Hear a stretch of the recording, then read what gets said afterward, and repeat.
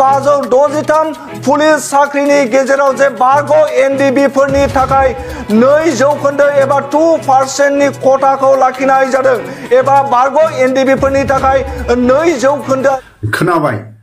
एक्स एनडिबि नि साख्रिया 1% 2% जोबोद मोजां खौरां दिनैनि समाव प्रमद बर' सारखौ बाख्नायनांगोन एक्स एनडिबि नि साख्रिया जामारसिगोन नाथाय 1% 2% साख्रिखौ प्रमद बर' सारा बोरै लाबोखो लाजियासै नामा दिनैनि समाव बिटिआरनि गोहो खुंथायाव थानाय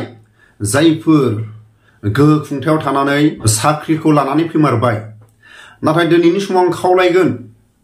गुफुर हालामनि जानानै आं खावलायगोन खेबनै बर' हारिया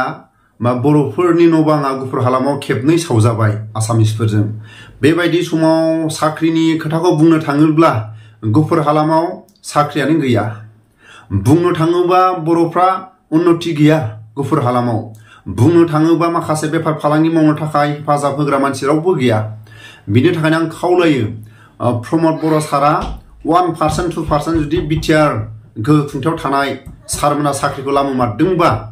दिनैनि समाव बुंनो हागोन ना हाया गुफुर हालामनिफ्राय जायफोर साननैसो सिगां बर'नि मोननैसो निउसाव बाथ्रा बुंनाय दैदेनगिरिफ्रा बुंनो हागोन ना हाया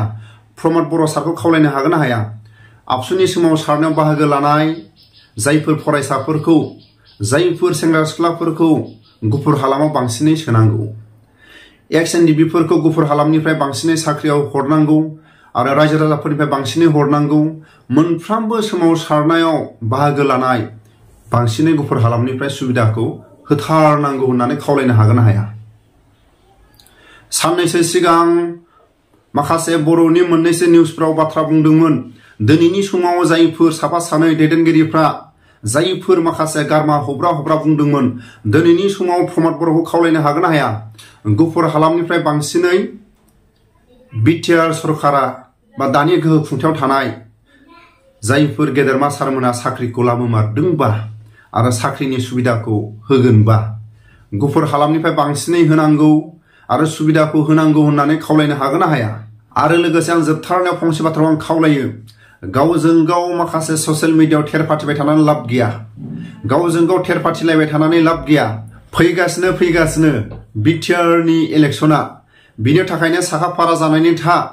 इउ पिपल पार्टीनि जानानै गेलेयो ना बिपिएफ पार्टीनि जानानै गेलेयो ना कंग्रेसनि जानानै गेलेयो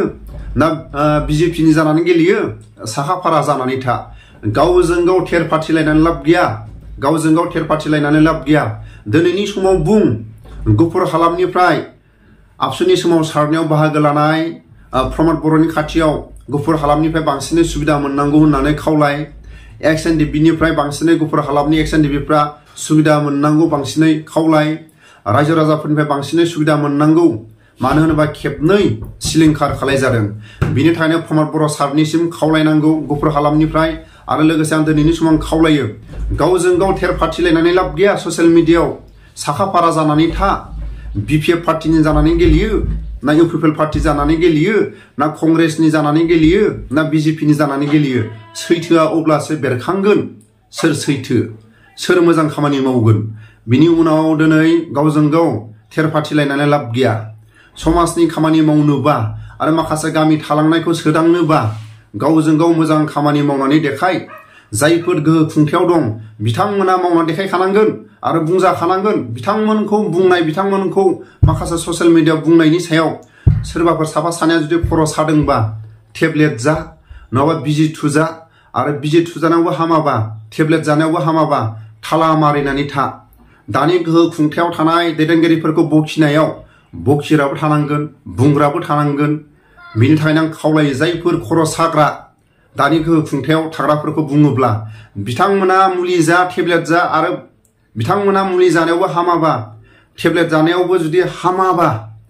गाव गावनि न'आव थाला मारिनानै था बेखौसो आं खावलायो गावजों गाव थेरफाथिनानै लाब गैया साखा फारा जानानै था बिपिएफ पार्टीनि जानानै गेलेयो ना इउपिपिएल पार्टीनि जानानै गेलेयो ना कंग्रेसनि जानानै गेलेयो ना बिजेपिनि जानानै गेलेयो ना गुबुन पार्टीनि जानानै गेलेयो साखा फारा जानानै था सैथोआ सोर मोजां खामानि मावनानै दिन्थिनो हायो समाजनि खाथियाव